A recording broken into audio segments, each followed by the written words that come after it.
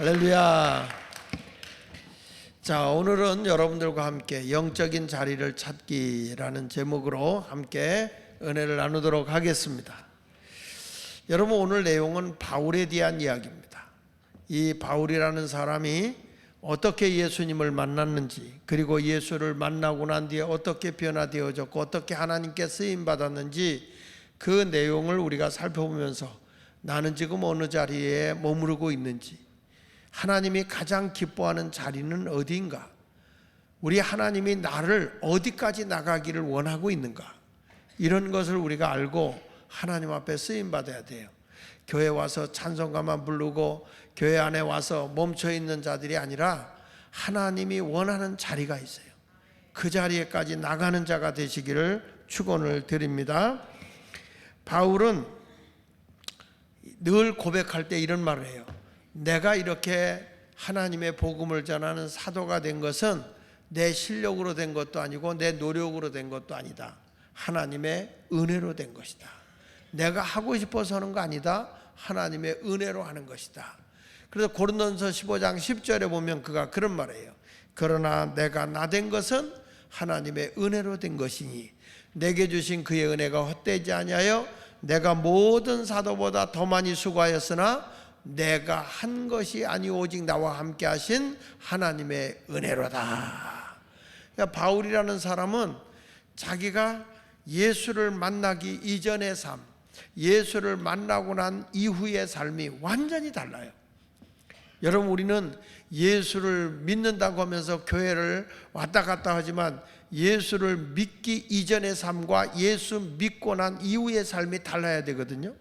완전히 달라야 돼. 그래서 바울이 그런 삶을 살아갈 때에 그가 고백한 거예요. 내가 이렇게 달라진 것은, 내가 이런 주님의 원하는 그 길을 걸어간 것은 내 노력이 아니라 하나님의 은혜로 된 것이다. 내가 다른 사도보다 더 많이 수고하고 애를 쓰는 것도 내 의지가 아니다. 내 노력이 아니다. 하나님의 은혜로 한 것이다. 은혜로. 이 바울의 이 신앙을 우리가 살펴보면서 여러분들도 나의 영적인 신앙의 자리가 지금의 안주하는 자리가 아니라 주님이 원하는 자리까지 우리가 성숙해 나가야 되고 그 자리에서 주님을 위해서 살아가야 돼요. 그러나 그것은 내가 원해서 되는 게 아니라 하나님의 은혜로 되어야 할 줄로 믿습니다. 할렐루야. 우리는 다 예수를 만나기 전의 삶과 예수 만나기 이후의 삶이 다른 거예요. 성경에 보면 바울이라는 사람이 본 이름이 뭐죠? 답은 사울. 다시 바울로 이름이 바뀌어지기 전에 그의 이름이 뭐예요? 사울. 사울의 뜻은 뭐냐면 큰 자라는 뜻이야. 큰 자. 부모님이 아마 너는 이 다음에 큰 사람이 되거라, 큰 인물이 되거라, 그래서 큰 자라는 이름을 줬어요. 그런데 바울이 예수를 만나고 난 뒤에 이름을 바울로 바꿨어요. 바울이라는 뜻은 작은 자라는 뜻이에요. 그는 인간의 의지적으로 큰 자가 되려고 했지만 하나님 앞에서는 한없이 작은 자예요. 우리는 어떤 사람으로 살아야 되느냐? 바울이라는 사람을 예수 만나기 전에 자기가 성장한 곳이 어디냐면 다소입니다. 다소. 그가 영적으로 이 바리 유대교라고 하는 율법 안에서 자랐을 때 이 종교적 상태가, 그는 하나님의 율법도 철저히 외웠던 자고 그리고 율법에 능통했던 사람이에요. 그래서 바울이라는 사람은 벌써 이 10대의 율법을 통달한 사람이라고 그랬어요. 그 정도로 바울이라는 사람은 이 사울로 성장할 때 굉장히 똑똑한 사람이었습니다. 그러니까 한마디로 얘기하면 세상 사람들, 그 당시에 유대인들이 가장 크게 추구하고 있는 것은 다 소유한 사람이에요. 다. 그러니까 세상적으로 보면 부족할 것이 없는 사람이 사울이라는 사람이에요.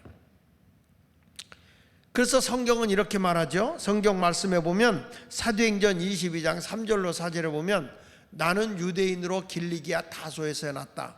그의 고향이 다소예요. 다 돼지도 아니고 다소야. 다소. 그러니까 다소에서 자기가 자랐는데, 이 성에서 자랐는데 어떻게 자랐느냐 보세요. 가말리알 문화에서 자기는 자랐다는 거예요. 가말리알 문화라는 것은 지금으로 말하면 최고의 학벌, 우리 한국으로 말하면 서울대, 미국으로 말하면 하버드대, 이 정도의 아주 높은 데서 가말리엘 문화에서 우리 조상들의 율법에 엄한 교훈을 받았다. 최고의 실력을 가진 유대인들이 가서 교육받는 장소로서는 최고의 학교에서 교육을 받은 사람이다. 그러니까 이 사람은 어디 가서도 자기 학벌을 자랑할 수 있는 사람이에요. 우리들 이러죠. 너 백 있어? 그런 말 묻죠. 뭐라 그러면 너 백 있어? 그 백이라는 말이 뭐냐면 백그라운드 있어? 그 말이야. 너 뒷배경 있냐? 그 말이야. 뒷배경. 너 뒤에서 누가 돌봐주는 그런 힘이 있어? 이런 거죠. 백 있냐? 그러면 뒤에서 하는 나 가방 있어. 그 백이 아니에요. 그 백이. 백그라운드. 근데 이 사람 보세요. 오늘 너희 모든 사람에게, 여기서 하는 말이 오늘 너희 모든 사람처럼 하나님께 대하여는 열심히 있는 자였어요. 율법적으로 볼 때, 유대인으로 볼 때는 하나님에 대해서는 최고로 열심히 있는 사람이고, 내가 이 도를 박해하였다. 이 도가 뭐냐면 십자가의 도, 예수 그리스도를 믿음으로 구원받는 거에 대해서는 박해한 거예요. 이 사람은 예수를 믿는 사람은 아니에요. 예수를 만나기 이전의 삶이었기 때문에. 그래서 예수 믿는 사람 보면 저는 유대교의 신앙으로 보면 이단이야, 이단. 그래서 그들을 잡아서 죽이는 거예요. 하나님을 모욕했다, 하나님을 모독하는 사람들이다. 그래가지고 그를 죽이기까지 하고 남녀를 결박해서 감옥에도 넘겨준 사람이다, 옥에도 넘겨준 사람이다. 그러니까 이 사람은 종교적으로도 열심히 있는 사람이고 학벌로도 탁월한 사람이에요. 그러니까 다소라는 것은 세상의 사람들의 가치로 볼 때는 없는 게 없이 다 가진 사람이에요. 여러분, 우리 신앙생활 하면서도 보면 그런 때가 있어요. 내가 지금 신앙의 어느 자리에 있느냐 하면 예수를 믿는다고 하지만 실질적으로 보면 자기 욕망을 채우기 위해서, 자기의 어떤 기득권을 다 움켜쥐기 위해서 생활하고 있는 사람이라고 한다면 이 사람은 아직 예수를 만나지 못한 다소에 살고 있는 바로 바울이 되기 이전의 사울과 같은 존재라 이 말이에요. 그러니까 이 사람은 유대교로 보면 종교적 자격을 다 갖춘 사람이에요. 빌립보서 3장 5절에 보면 이렇게 말합니다. 나는 8일 만에 할례를 받고, 유대인들에게 태어나면 아이들에게 할례를 8일 만에 한단 말이에요. 할례를 받고 이스라엘 족속이여 베냐민 지파여, 그러니까 가문에서도 가장 좋은 가문, 우리나라로 보면 베냐민 지파는 굉장히 좋은 가문이거든요. 그러니까 양반의 가문 가운데 최고의 가문과 같은 거 우리나라로 보면요. 그 다음에 히브리인 중에서 오리지널 히브리냐, 오리지널. 히브리인 중에 히브리요. 율법으로는 뭐라고요? 바리새인이다. 아주 유대교에서는 엘리트야, 엘리트. 최고의 사람이라고 분명하게 성경은 말해주고 있는 것입니다. 자, 이 사람을 한번 자랑해 볼까? 육적으로 자원해 보면 학벌이 좋은 사람이요. 그리고 이 사람은 가문이 좋은 사람이요. 율법으로는 완벽해서 8일 만에 할례를 받은 사람이야. 유대교에서는 최고예요, 최고. 거기다가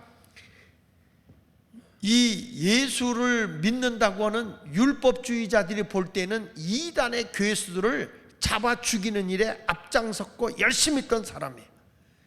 이 사람이 바로 사울이라는 사람입니다. 여러분, 이 사람을 살펴보게 되면 정말 세상적으로 다 가진 사람이에요. 다 가진 사람.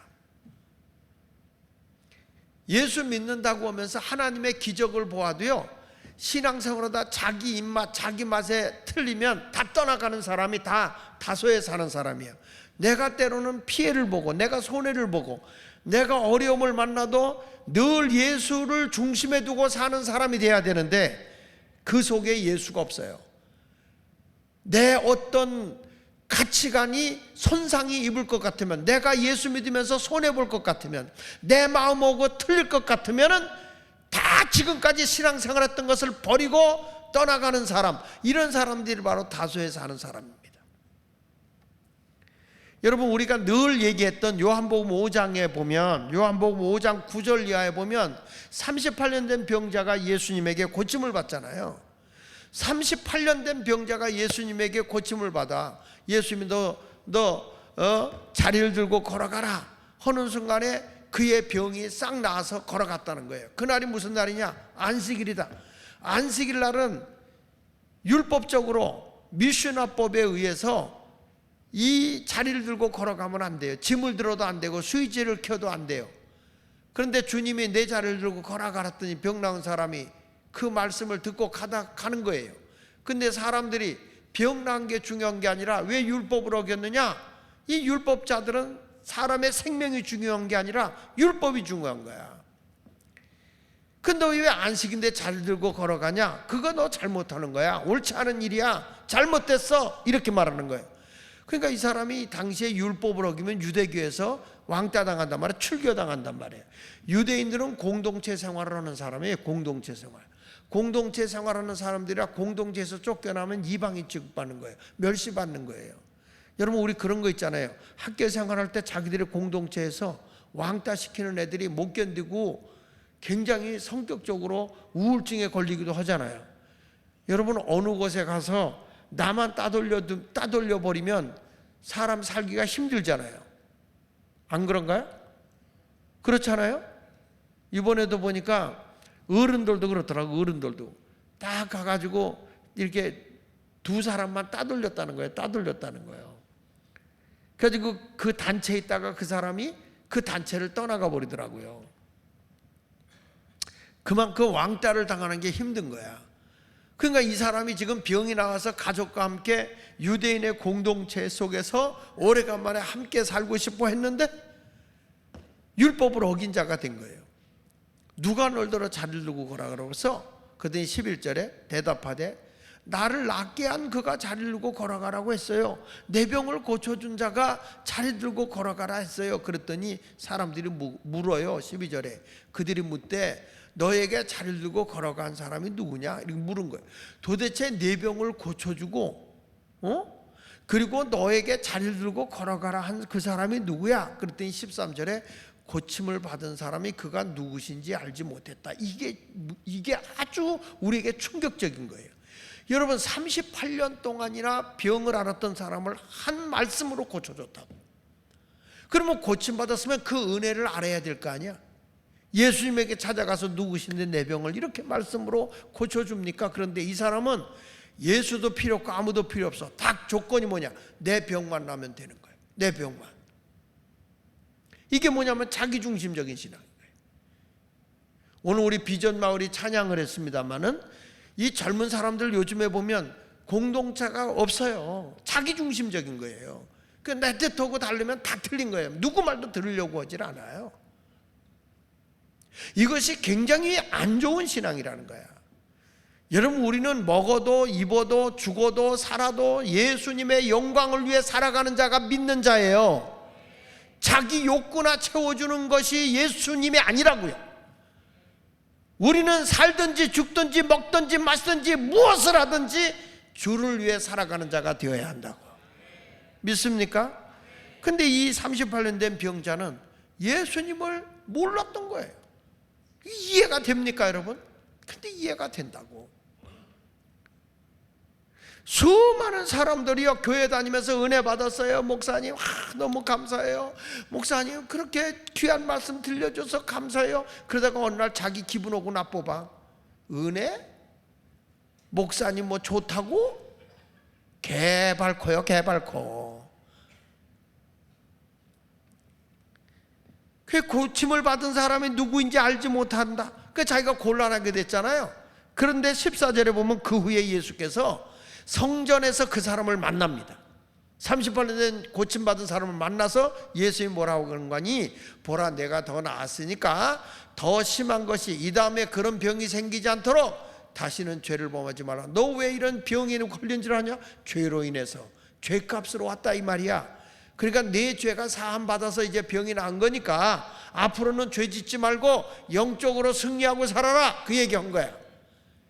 이 사람은 그게 들어오질 않아요. 나는 내 욕심을 위해서 좀 우리 친구들과 우리 유대교의 공동체 속에서 함께 살고 싶지 왕따 당하고 싶지 않은 거예요. 그래서 15절에 뭐라고 그래요? 예수를 만나고 난 뒤에 그 사람이 누구에게 찾아갔어요? 유대인들에게 가서 자기를 고치는 예수라고 고발한 거예요. 고발했어. 그랬더니 16절 보세요. 그러므로 안식일에 이런 일을 행하신다 하여 유대인들이 예수를 어떻게 하게 됐다고? 병든 자 고쳐주고 예수님이 박해를 받는 거예요. 근데 그 예수가 자기 병을 고쳐줬다고 하는 걸 유대인들에게 누가 고발했어요? 누가 고발했어요? 은혜를 크게 입은 자가. 그렇게 하나님의 은혜를 크게 입은 자가 예수를 박해하는 거예요. 나는 이게 남의 얘기 같지가 않아요. 저도 우리 교회에서 목회를 하면서 보니까 정말 뒷바라지하고 공부까지 시켜주고 박사학위까지 받게 했는데 내 뒤에서 비수를 꽂더라고. 여러분, 우리가 보면 다 자기 잘나서 그렇다고 그래요. 은혜는 물에 새기고 원수는 돌에 생긴다는 말이 그래서 나오는 거예요. 아이고, 목사님 할렐루야. 그래서 제일 가까운 사람이 제일 먼저 배반하더라고. 그래서 내가 늘 하는 거예요. 그래서 내가 정기로 장로님을 존경한다고.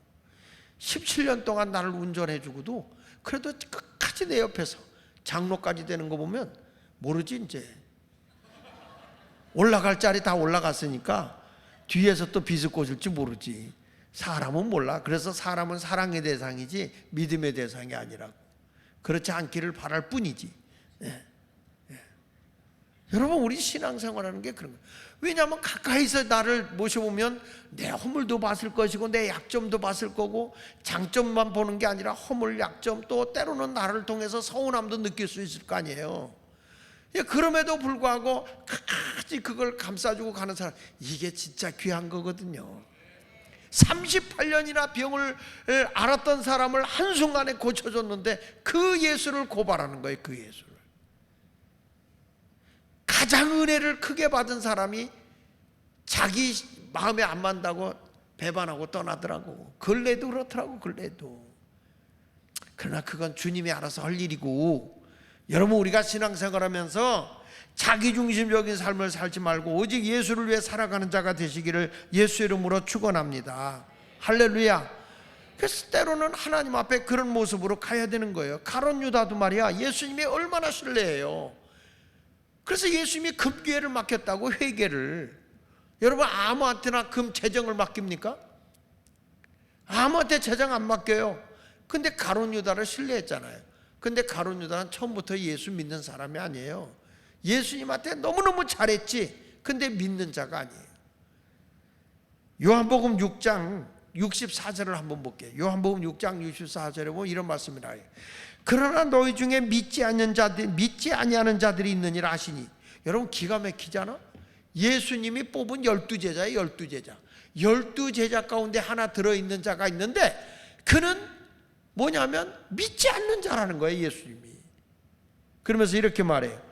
이는 예수께서 믿지 아니하는 자들이 누구며 자기를 팔 자가 누구인지 처음부터 아심이라. 예수님이 알았어, 몰랐어요? 알았어요.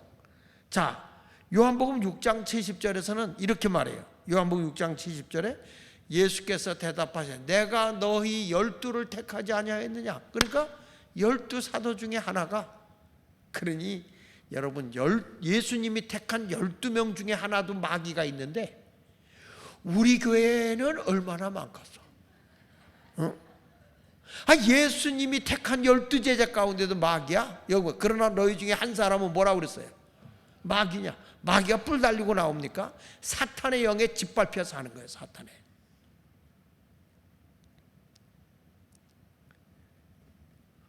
오늘 어떤 분이 저를 찾아왔어요. 찾아왔는데, 세 분이 찾아왔는데, 이분들이 하나님의 기도를 통해서 영감을 얻고 찾아온 거예요. 근데 이분들이 보니까 중국에서 5년 살고 미국에서도 살고, 그래서 해외에서만 20년을 살았더라고요. 이분들이 20년을. 근데 굉장히 영이 밝은 거예요. 근데 이분들에게 하나님이 대한민국이 너희는 망했다, 이미. 다 하면는데 그래도 너희가 지금 견디는 것은 하나님이 선지자 하나를 세워서 국민을 깨우고 있기 때문이다. 그러면서 우리에게 주어진 사명을 알려주러 온 거예요. 우리 교회. 하나님이 이 대한민국을 살리기 위해서 하나님이 주의 종을 썼다. 그러면서 나의 사명이 하나님이 이러이러한 사명이라는 걸 일깨워주라고 전해주러 온 거예요. 우리 집사람 옆에서 다 들은 거예요. 여러분, 우리가 보면은 정말 하나님의 뜻대로 살아야 되는데 마귀짓 하는 자들이 많거든요. 근데 여기서 보면 가룟 유다가 여러분 예수님의 금괴를 맡은 사람 아니야? 회개? 가장 의로운 척 하는 거 아닙니까? 그냥 옥합을 깨트린 여인한테 왜 그걸 낭비하느냐, 얼마나 맞는 말입니까? 그거 갖다 가난한 사람에게 주면 얼마나 도움이 될 텐데, 한 번에 옥합을 깨트려서 그 300대나 나가는 그거를 예수님에게 기름 부어서 왜 낭비하느냐? 여러분, 인간적으로 보면 굉장히 맞는 말이야 그게. 근데 우리 주님은 뭐라고 그래요? 아니야, 앞으로 너희들 계속 너희들 곁에는 가난한 자가 많아. 그건 너희들이 하면 돼. 이 여인은 나에게 장례식을 준비한 거야. 그러면서 예수님이 복음이 전해지는 곳마다 이 여인이 행한 일이 기념이 되게 하라, 기억이 되게 하라, 이런 일을 한 거죠. 여러분, 우리들 마음속에요 예수가 꽉 차야 돼. 예수가. 할렐루야. 그냥 교회만 다닌다고 되는 게 아니에요. 먹든지 마시든지 뭘 하든지 예수님께 기쁨이 돼야 돼.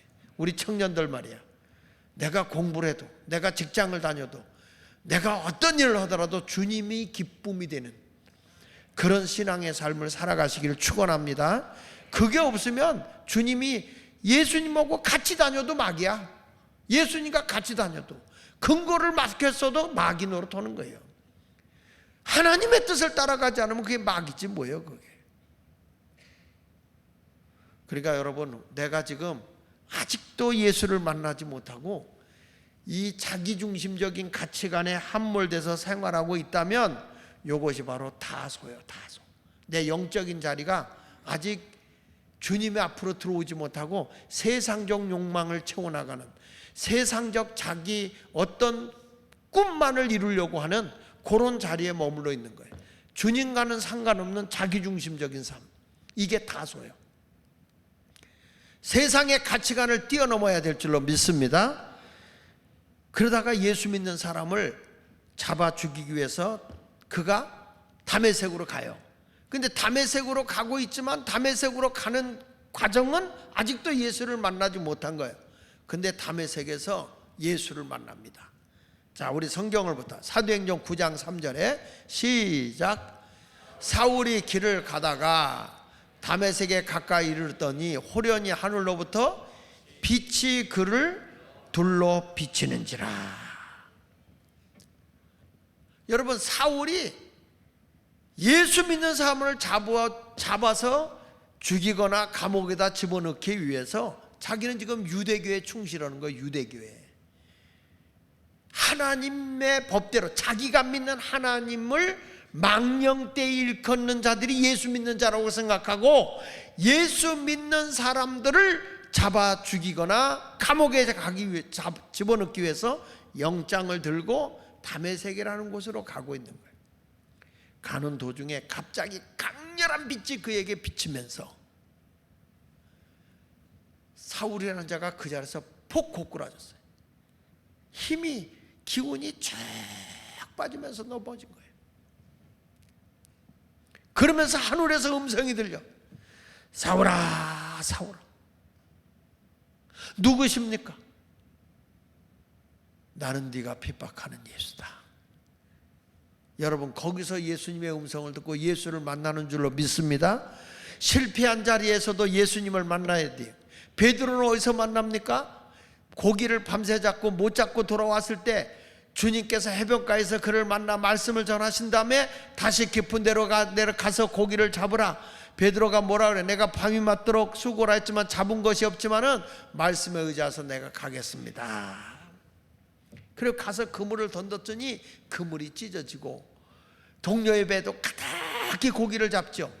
그때 고기를 잡고 나서 베드로가 고백한 거예요. 자, 누가복음 5장 8절. 시몬 베드로가 이르되 이를 보고 예수의 무릎 아래 엎드려 이르되, 따라합시다. 주여. 내 인생의 주인 되신 분이야. 그 다음에 뭐라고 그랬어요? 나를 떠나소서 나는 죄인입니다. 여러분, 만약에 베드로가 세상적 가치관을 가지고 있는 사람, 그것을 추구하는 사람이라고 한다면 절대로 나를 떠나라는 말 안 해요. 왜? 예수님, 나하고 동업합시다. 이렇게 고기를 많이 잡게 하면 예수님, 내가 50%씩 반 타작합시다. 예수님이 고기 못 잡는 데가 요로 그물 던져봐, 요로 그물 던져봐. 와, 던지려는 데마다 고기가 맺혀져. 그럼 이 사람 부자 될 거 아닙니까? 그러니까 예수님, 나하고 동업합시다 그러지 누가 예수님 나를 떠나소서 이러겠어요? 근데 베드로는 지금 누굴 만난 거냐? 여기 주여, 내 인생의 주인 되신 분을 만난 거예요. 내 영혼의 주인 되신 주님을 만난 거예요. 거기서 예수를 만났다 이 말이야. 우리의 신앙이 어떤 사람이 되느냐? 예수를 만나야 된다고요. 예수를 기적을 통해서 만나든지 아니면 어려운 중에 주님을 만나든지 내 인생의 예수를 만나는 자가 되어야 할 줄로 믿습니다. 수가성 우물가의 여인도요, 예수님과 대화하다가 말씀에서 예수를 만나는 거야. 그 만나고 나서는 그가, 야, 이분이 바로 메시아구나, 나를 구원하러 오신 그리스도 구세주구나. 요한복음 4장 28절로 30절 보세요. 여자가 물동이를 버렸고 처음에는 말이야, 물 좀 주라 했더니 유대인으로서 어떻게 이방인 개 취급하는 나한테 물을 달라고 합니까 하고 틱틱 튕겼어. 근데 예수님이 뭐라고 그래요? 야, 물을 달라 하는 이가 누군지를 내가 알았으면 영원히 목마르지 않은 물을 나에게 달라고 얘기할 거야. 아유, 예수님, 그 물 좀 나에게 주세요. 내 남편을 데려오라. 난 남편이 없어요. 왜 남편이 없어요? 왜 남편이 없어요? 이 여자 어마어마한 남편이 너무 많이 바꿔서 예수님이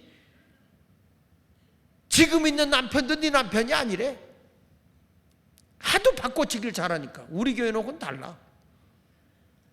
우리 교회는 일편단심 그이인데,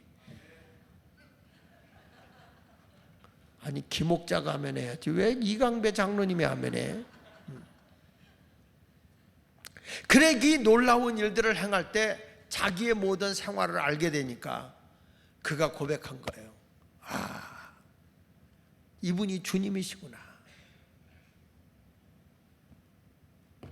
내게 행한 모든 일을 내게 말한 사람을 와보라. 이는 그리스도가 아니냐? 이분이 바로 메시아다. 나를 구원하러 오신 분이다. 이분이 전도 부인이 돼가지고요, 돌아다니며 예수를 전하는 거야. 동네 사람이 다 예수에게 몰려 나온 줄로 믿습니다. 그들이 동네에 나와 예수께로 오더라. 사람들이 그동안에 상종도 안 했던 여인이에요. 그런데 이분이 만난 예수를 전하니까 사람들이 따라오는 거예요. 여러분들도 어디로 곳에 가든지 내가 만난 예수를 전할 수 있는 자가 되시기를 예수 이름으로 축원합니다. 완전히 예수를 만나면요, 인생관이 달라지는 거야. 바울은 말이에요, 뭐라고 하는지 아십니까? 예수를 만나고 나서 세상의 모든 것은 다 배설물 같더라는 거야. 자기가 그동안에 가말리엘 문에서 공부하고 율법을 능통하게 알고 베냐민 지파여 가문이 좋고 아무리 떠들어도 예수를 만나고 보니까 세상의 모든 것들은 다 배설물, 인분과 같더라. 한마디로 똥과 같더라. 아무것도 아니더라. 여러분, 최고의 가치는 예수밖에 없는 줄로 믿습니다. 할렐루야. 난 여러분들도 오늘 이 시간에 인생의 가장 소중한 예수를 만나는 여러분이 되시길 바랍니다. 이 사람이 완전히 180도 바뀌어지는 거예요.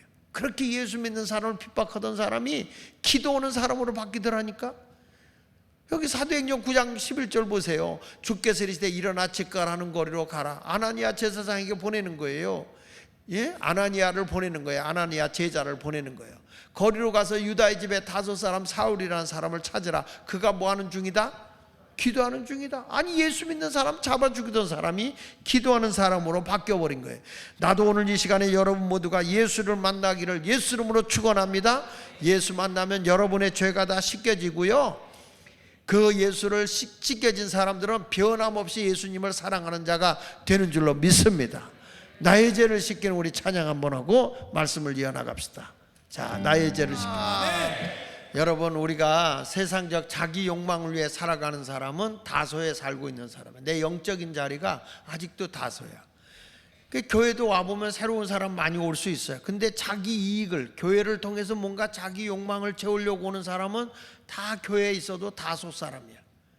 그런데 예수를 만나, 내가 예수를 만나서 예수를 구주로 영접해. 그 예수를 만난 사람이 이제는 인생이 180도로 바뀌어져야 되거든요. 완전히 변화돼야 돼. 그런 사람이 바로 어디에 사는 사람? 다메섹에 사는 사람이야. 할렐루야. 근데 여러분, 예수만 열심히 믿어. 예수만 믿고, 나 예수 믿어요. 난 예수밖에 없어요. 그래. 그러면 열심히 와서 찬송도 하고 기도도 하고 예배드리고, 그리고 또 가요. 아이고 목사님, 나 예수 잘 믿어요. 열심히 믿어요. 또 가서 예수 믿고 기도하고 찬송하고 가.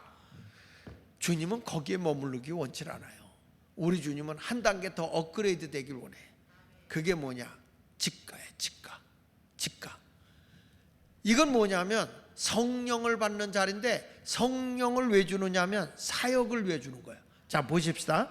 사도행전 9장 15절에 보니까 지금 이 아나니아가, 그 사울이라고 하는 자가 예수 믿는 사람을 잡아 죽이려고, 잡아가려고 영장을 들고 다메섹에 왔다는 얘기를 들었어요.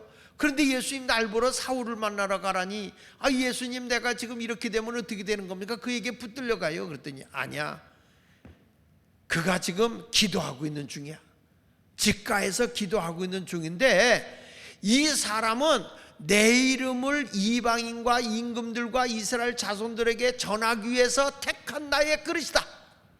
할렐루야. 여기 보십시오.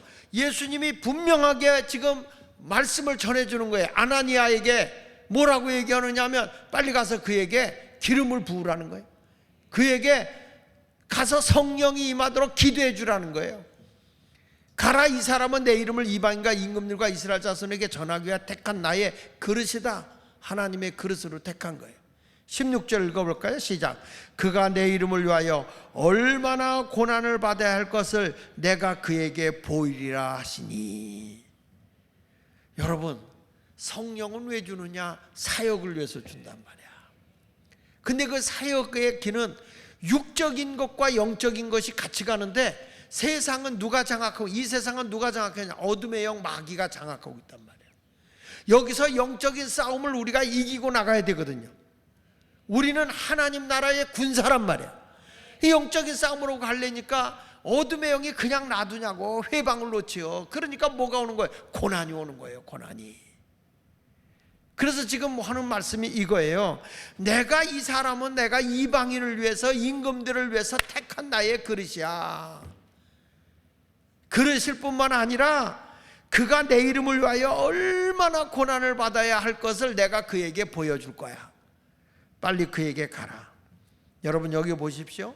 지금 사울을 어떤 자리로 오냐면 하나님의 사역의 자리로 보내기 위해서 예수만 믿고 있는 자리에 있어서는 안 돼. 그는 뛰어나가서 복음을 전하는 자가 돼야 돼.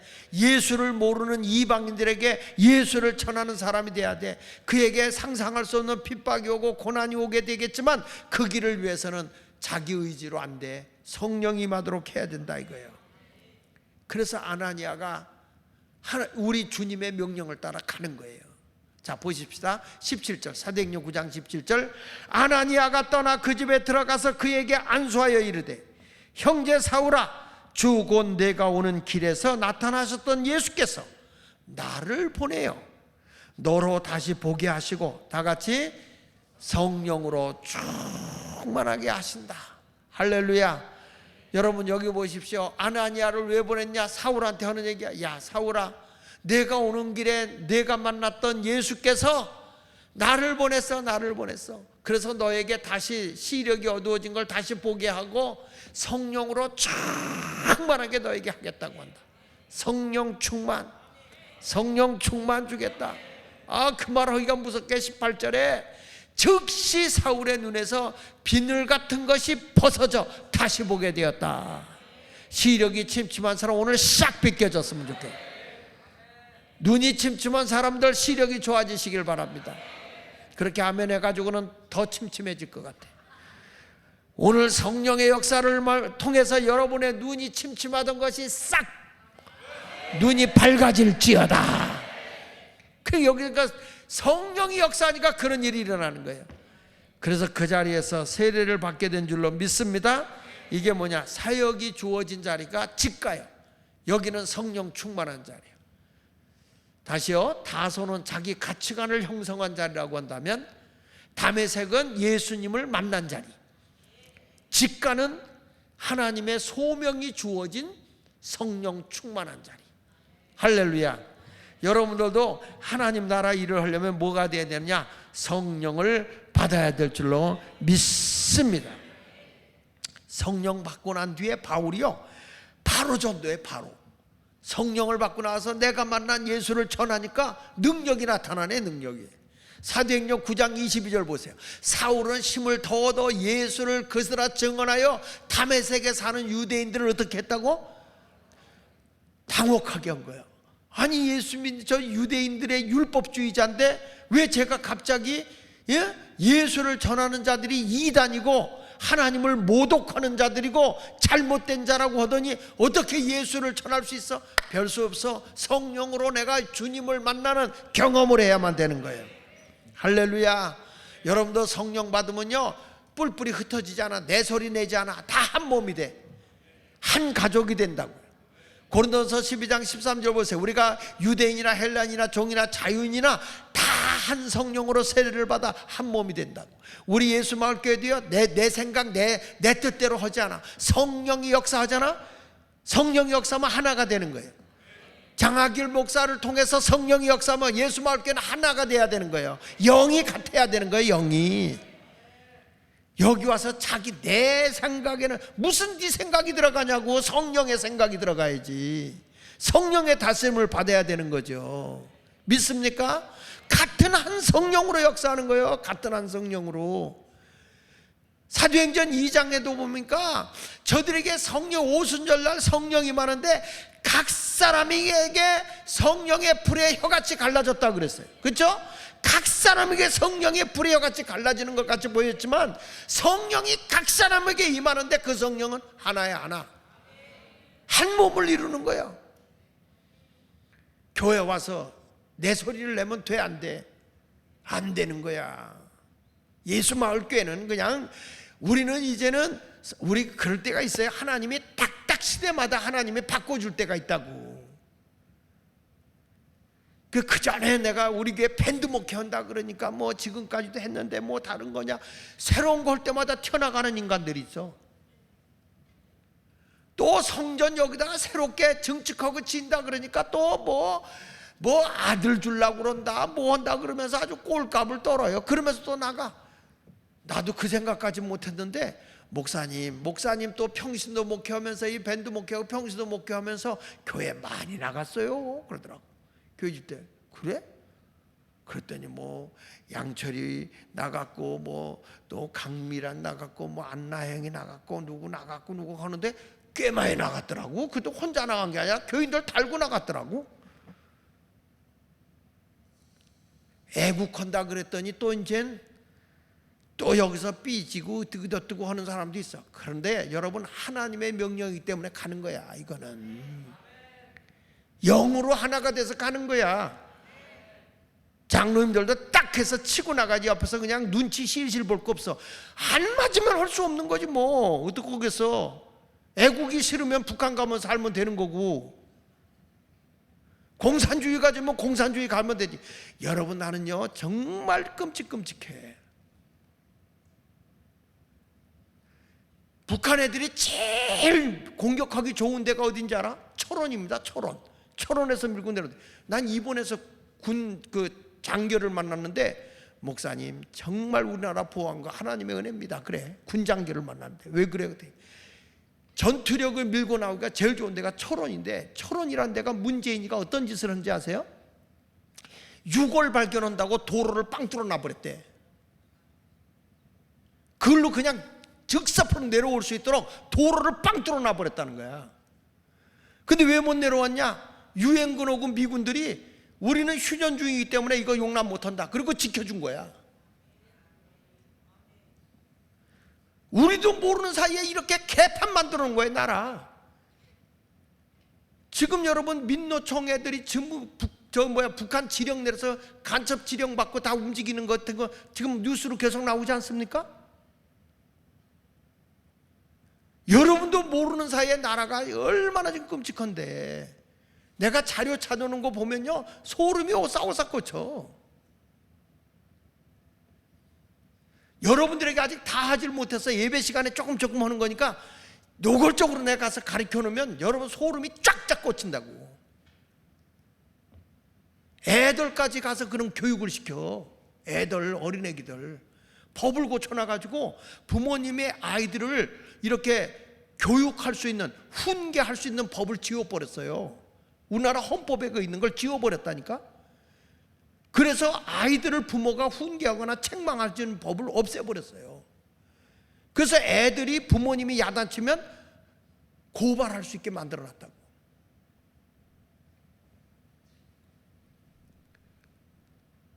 하여튼 끔찍한 일들이 일어나고 있어요. 그래서 내가 깨우치는 거야. 이게 나라를, 여러분 우리가 공산주의 하면 여러분 예수 믿을 수 있어? 베트남, 우리나라 군이 베트남하고 베트콩하고 싸웠잖아. 싸웠는데 우리나라도 철수하고 다 했어요? 지금 거기가 뭐 공산화가 됐잖아요. 베트콩이 다 먹었잖아. 교회 있어요? 이렇게 어려운 거야, 이렇게. 중국에 살다가 오늘도 그분이 얘기하는데, 중국에 가면 우리처럼 이렇게 시위할 수 있다는 게 얼마나 감사할 일인지 모른다는 거예요. 얼마나 우리나라가 자유가 많이 있는데. 그러면서 그분이 그런다고 해요. 이럴 때 우리는 철저하게 지금 소리쳐야 된다. 자유민주주의 외쳐야 된다. 예. 여러분 우리는 성령으로 하나가 돼야 돼. 영이 딱 지금 간다 그러면 그 방향으로 가는 거야. 이승만 대통령이 말한 것처럼 신앙과 애국이 결합하여 복음으로 개화된 자들이 애국전선으로 나가. 복음으로 변화된 사람이 나라를 위해 살아야 된다, 그 얘기야. 예. 그 말은 난 100% 동의하지 않습니까? 제가 언젠가 얘기하겠지만 지금 뭐 정교 분리 그렇게 얘기해가지고 사람들이 막 얘기하지만, 오늘 새벽에 제가 얘기했어요. 우리나라 정교 분리라는 건 일본 사람들이 일본에서 만들어, 일본군들이 만들어 놓은 거야. 왜? 아주 예수쟁이들이 3.1 운동한다고 반일 투쟁을 하니까, 일본하고 너무 투쟁하니까 절대 기독교는 정치에 관여하지 못한다. 여러분 기독교의 장로교의 창시자인 칼빈 같은 사람은요 시장까지 한 사람이야. 이승만이가 미국에 있다 와가지고 한국에 보니까 이게 무슨 소리냐 그래가지고 그 당시에 목사들이 많이 국회의원도 되고 그랬어요, 우리나라가.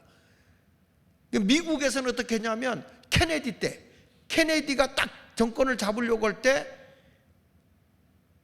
이렇게 한 거예요. 법을 뜯어 고쳐놔가지고 되면 자꾸 교회를 핍박하게 되니까 정치는 교회에 간섭을 못한다. 우리하고 반대야.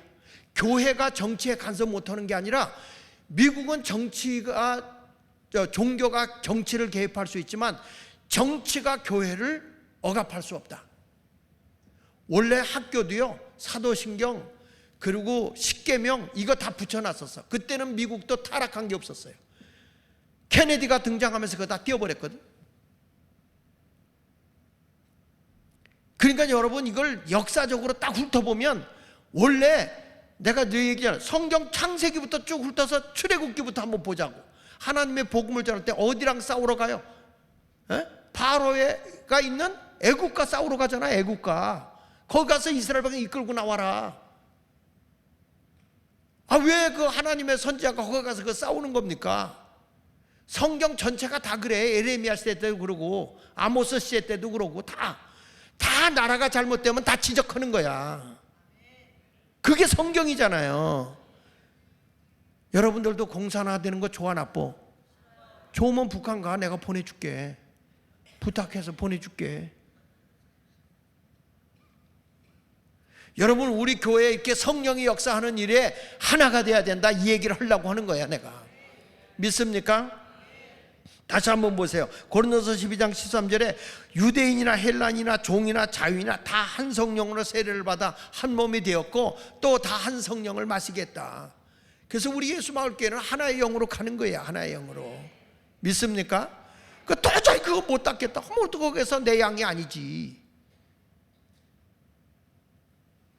여러분, 지역을 넘어서라고. 지역을 믿으세요? 지역을 넘어서라고. 나라를 먼저 생각하라고. 나라를. 고린도서 14장 38절 한번 같이 읽어봅시다. 시작. 만일 누구든지 알지 못하면 그는 알지 못한 자니라. 그런즉 내 형제들아, 예언하기를 사모하며 방언 말하기를 금하지 마라. 이게 무슨 얘기냐면 이런 말하는 거예요. 만일 누구든지 알지 못하면 그는 알지 못한 자다. 영적인 세계를 모르면 모르는 자라는 거야. 그런데 너희들 형제들아, 예언하기를 사모해라. 하나님의 뜻이 어디 있는지 그걸 알아. 그거 안 되면 영으로라도 교통해라. 방언해라. 방언해라.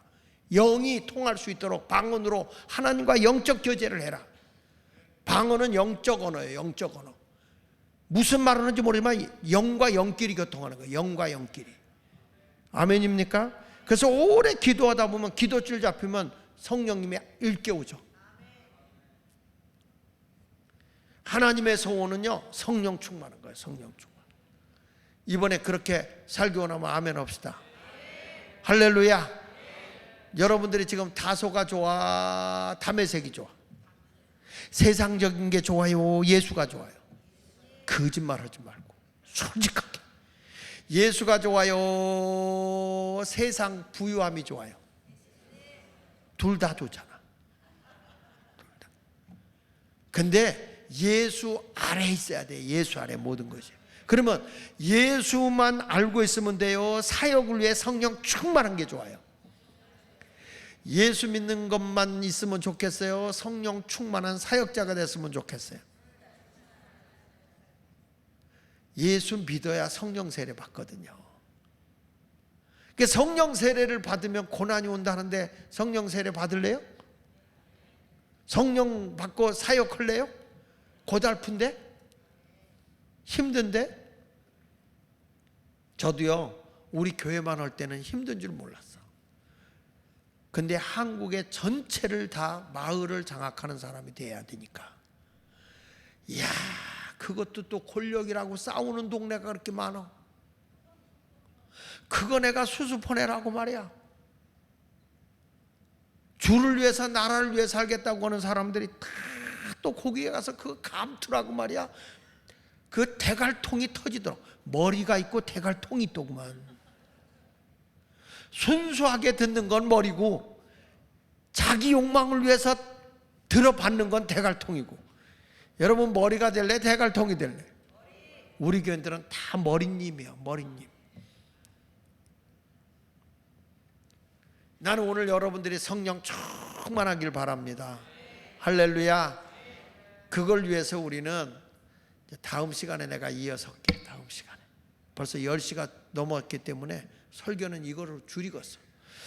여기서 줄이는데 내가 이렇게 양심이 이렇게 여러분들의 마음을 피곤한 걸 알고 다 용서하는데, 하여튼 성령이 함께 했으면 좋겠어요. 여러분 집에도 여러분의 자리도 성령이 임하시길 바랍니다.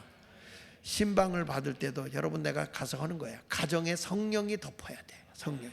가급적 가정에서 신방 받는 게 좋아.